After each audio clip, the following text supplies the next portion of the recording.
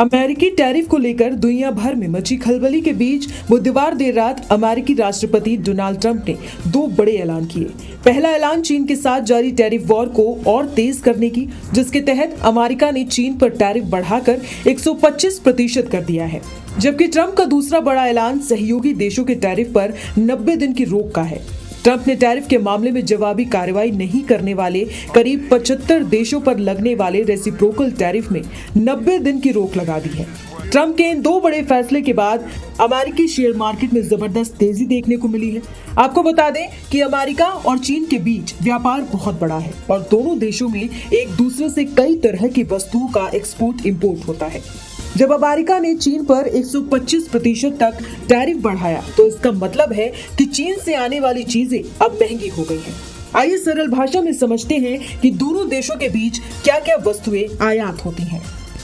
सबसे पहले जान लीजिए चीन से क्या खरीदता है अमेरिका।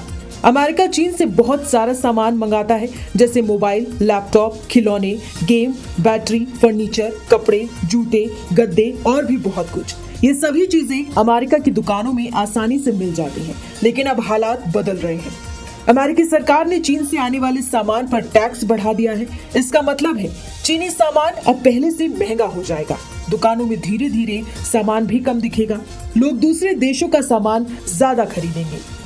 अब बात करते हैं कि अमेरिका से क्या लेता है चाइना। अमेरिका चीन को बहुत सारी चीजें बेचता है, जैसे सोयाबीन, मक्का, कच्चा तेल, प्राकृतिक गैस, कपास, स्क्रैप कॉपर, गाड़ियां, गैस टरबाइन, इलेक्ट्रॉनिक पार्ट्स जैसे सर्किट, पैक की हुई दवाएं, खून से जुड़े उत्पाद, ब्यूटी प्रोडक्ट्स और प्लास्टिक।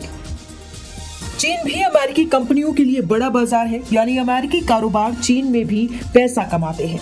अमेरिका ने चीन के सामान पर टैक्स बढ़ाया है। चीन भी जवाबी कार्रवाई कर रहा है। इस झगड़े का सीधा असर दोनों देशों के बाजारों और दामों पर पड़ेगा। सरल शब्दों में अगर कहें तो दोनों देश एक दूसरे को सामान बेचते हैं, लेकिन अब टैक्स बढ़ने से व्यापार मुश्किल में होगा। इससे चीजों के दाम बढ़ सकते हैं और कुछ सामान भी कम मिल सकता है।